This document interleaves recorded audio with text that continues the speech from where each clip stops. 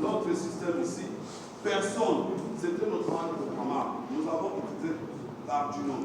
Donc vous remarquerez que quand par exemple on lance, on met en marche, la lampe rouge va s'allumer. Et quelques temps après, ils donnent le passage au vert pour dire que c'est le fonctionnement normal. Et si on bypasse le compteur, ici par exemple, on met en marche. On met en marche. Si on bypasse le compteur, vous remarquez que la lampe ici va s'allumer. Alors pour expliquer les choses, nous avons, j'ai mis cette disposition de notre Arduino qui est notre mode programmable.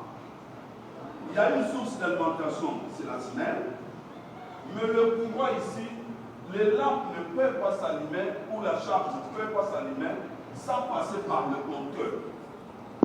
Nous avons notre compteur et nous avons plutôt notre capteur. Il va envoyer au niveau du contacteur, il va envoyer le courant au niveau du capteur. Le capteur est dans chaque phase pour prélever le mesure.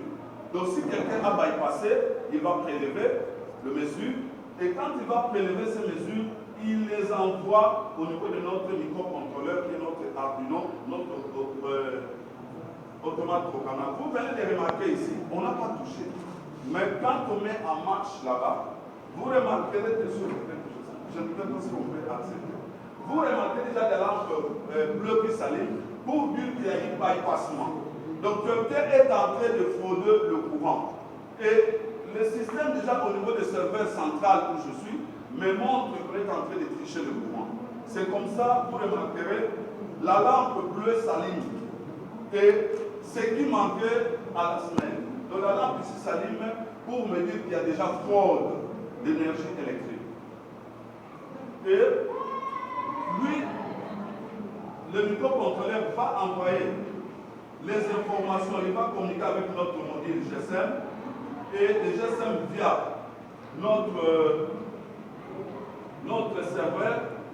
Et quand ils vont vérifier les informations, il y a une flèche aller-retour.